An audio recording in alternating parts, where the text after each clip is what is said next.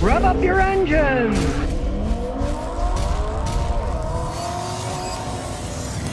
Four people are dead after Tesla erupted, and three people, their passengers, and the driver.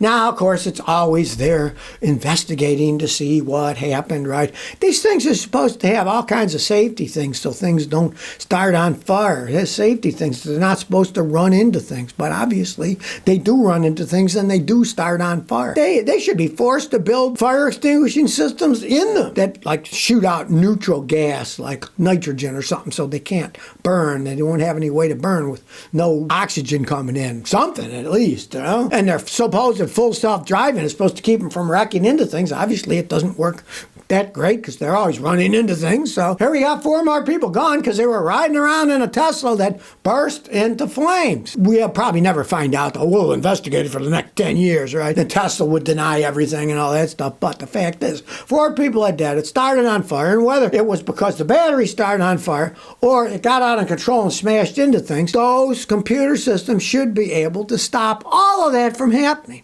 Obviously, they don't. Maybe they need to go back to the drawing board. Well, if you follow any of that electric truck stuff, Nikola, they say, oh, well, we've delivered these electric trucks now. Guess some Walmarts in Canada are using them, right? Well, they just laid off 15% of their workforce. Gee, maybe things aren't working out too well for them. Now, they delivered 88 fuel cell trucks in the third quarter of 2024. 88. That's not much, right?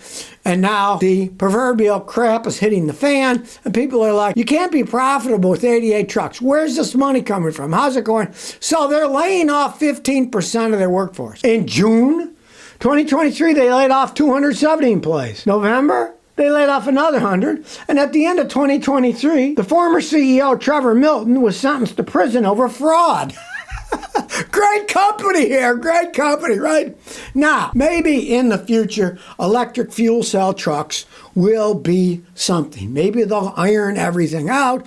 And after all, we are talking about commercial vehicles here. They could have hydrogen stations at wherever they need to deliver to their stores. You know, they could have stores that are central stores that have the hydrogen tanks so they could fill them up and stuff. It makes sense to try this out at a commercial level, right? See what happens commercially. If we were actually driving fuel cell cars, it would be such a massive infrastructure change that it need. Make your head spin. It would cost trillions of dollars. But a company could start out with it. And theoretically, the fuel cell big 18-wheeler trucks are much better than ones that are powered by electric batteries because they don't have heavy electric batteries. They don't have to recharge them. They just fill up the hydrogen tanks, which isn't that much different than filling with diesel. We'll see what happens. But the fact that Nikola just laid off 15% of its workforce is telling you things aren't working out too well for this company. Great idea. It's like anything else. You can have a great idea, but if it can't be implemented, it's stupid. There's no point in even having it. Now, hey, you don't have the extra weight of the batteries, so the tires won't wear out as fast. It won't take hours and hours to recharge them because they're just putting hydrogen in them. But still, it's a new technology, and as you can see with Nikola, hey, they're laying off 15% of their workforce, so they're not doing all that well. Well, you know how they keep saying, all the electric car people, oh, don't worry, we're building more chargers, getting better and better. Well, even in Europe, a company that does the charging stuff, EV Box, is virtually shutting down all their operations. Guess what? Because they're not profitable, right? The Dutch charging infrastructure provider, EV Box, has largely ceased operation with only a fraction of the jobs being saved. EV Box is said to have posted losses totaling 800 million euros. So even in Europe, where they claim, well, we're going to be all electric, the people that are making the charging systems are going out of business and losing money. I've warned people about this for years. In California, they've shown that over 90% of the charging done on electric cars is done at home. People have their own 220-volt plug-in. They charge their car at home, right? So that means only 10% of the business of charging vehicles is done outside the home for most people. Would you run a business where you're only getting 10% of the business charging cars? It doesn't make money. And here, this is a proof. Even in Europe, they lost $800 million to this company making these chargers. Does anybody think there's going to be more and more companies putting more and more chargers in? Of course it's not going to happen. And the government, they said the United States, I think it said they were going to spend $3 billion, and they've made like 8 of them or something in 2.5 years. Yeah, the government's real efficient at doing stuff, right? And who's going to run the things then? If it's not profitable, nobody's going to run the stupid things. The government doesn't know what it's doing when it comes to making money. They just spend money. Oh, let's print some more. We need more money. Let's just print it up. Yeah, brilliant idea, right? And that's what they're doing. That's why Canada's inflation is so insanely high, because old Trudeau, they're just printing money like mad. And eventually, that's hyperinflation. The money won't be worth much, right? And if the government is taking over these charging things, you know it's never going to work out. But even in Europe, and they're pushing in Europe, if a company like this goes bankrupt, hey, that tells you something.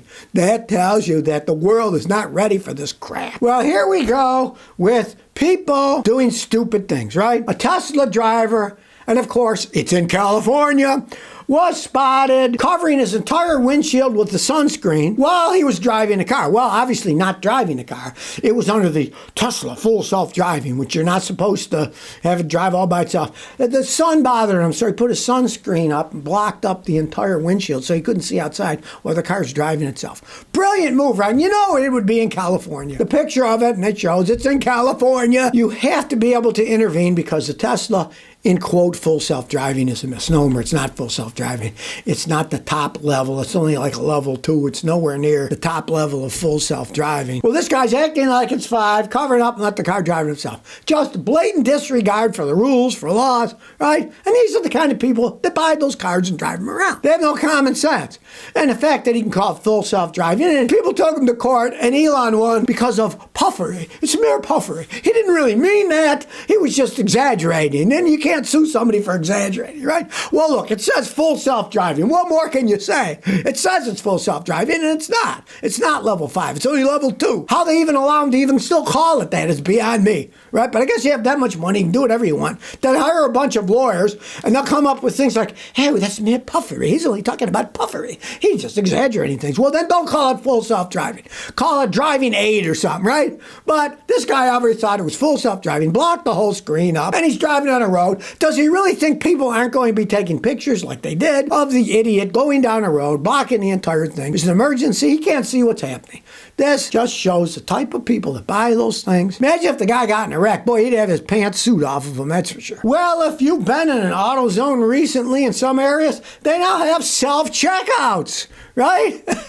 And the whole thing about an auto parts store used to be, when I was young, you'd go in, the guys working at an auto parts store were often older mechanics that were injured, maybe their wrists are gone, they had broken arms, they couldn't work anymore. So they worked at an auto parts store and they had knowledge they could help you out, right? Well, if you've ever gone to any of these now, they have such a hassle getting anybody to work there. And the people don't know anything and they don't care, right? So now AutoZone is doing self-checkout, right? And as one person said, and I quote, why do they even bother having employees? Why don't they just let me go pick it out, check it out? What are they, just standing there and I tell them what to get? Yeah, that's what it's coming down to. One guy writes, quote, self-checkout in the AutoZone? What's going on, really? We need self-checkout at AutoZone now? Does nobody want to work anywhere? And then he says, well, you know, there were 4 guys working there and 3 of them were looking at their phone, and the one who actually worked said, yeah, I'm doing all the work. The rest of those guys are lazy. They didn't want to do anything. I knew a manager of an AutoZone in Houston when I was there. He had a heck of a time hiring people because a lot of these young people, they don't want to work. They don't want to learn anything. What happens is, they think, oh, this will just be a cushy job. And then people start yelling at them because if you're getting your car fixed, somebody's working there, they don't know what they're doing. People that work on their own cars, often, they're not going to take any gruff. And they'll say, what are you, an idiot? Don't you know anything about cars? And they don't, right? So these people would only last, on average, 2 weeks and they'd quit. It got so bad that the guy who was the manager told me when there's no one else around, when I was talking to him while he was drinking coffee, he said, Scotty, I even warned these young kids, why do you want to work here? People are going to yell and scream at you and stuff. And then he said if they didn't listen, he hired them. And then 2 weeks later, they quit. Look, if you got a job and you're not doing it, people are going to get mad, especially people who are working on their own car. Say they sell them the wrong part. Then they're working, they come back to the store. You idiot, you sold me the wrong part. These people don't know. They don't care. So now they're going self-checking. Now, I don't think that's a bad of a thing. Maybe they should just have it like a grocery store. Have everything set up. People pick up the stuff, look it up, go in, buy it, no away they go. Most of the people they have there are useless anyway, so why not cut that cost? Who needs them? All they're doing is going picking something out of a box. Anybody can look it up on their phone now. If you're at an AutoZone, use AutoZone app. Whatever you're at, you can use their app. You can look it all up. You can even order the stuff ahead of time. Hey, why not? You know, it kind of makes sense. They're kind of admitting, well, our people that are working there are idiots, so buy the stuff, get it yourself, and away you go. So if you never want to miss another one of my new car repair videos, remember to ring that bell.